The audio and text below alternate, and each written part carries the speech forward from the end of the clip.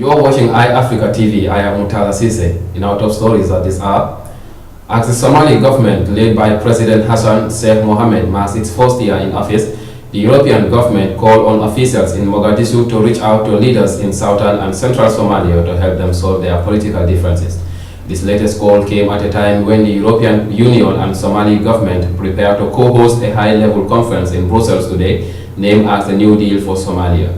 According to EU, the conference will help Somalia's government and its people to move the country forward on the political, security and economic fronts before the elections scheduled for 2016, when the current government term comes to an end. Israeli Prime Minister Benjamin Netanyahu has voiced support for an agreement reached by Washington and Moscow to place Syria's chemical weapons under international control. Kerry met with Netanyahu in Jerusalem on Sunday to discuss the recent agreement Washington reached with Moscow over Syria.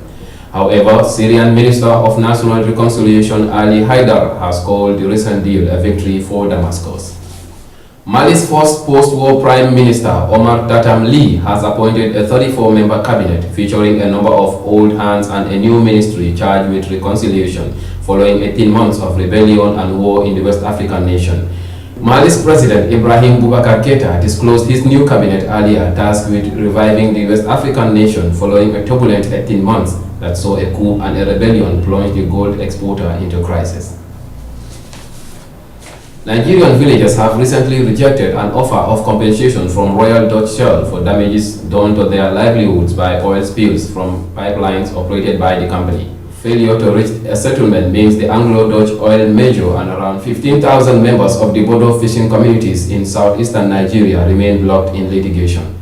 Their lawyers say they will now go back to a British court to request a trial timetable. The legal action is being closely watched by the oil industry and by environmentalists for precedents that could have an impact on other big pollution claims against majors. That's it. You are up to date, and those are the headlines.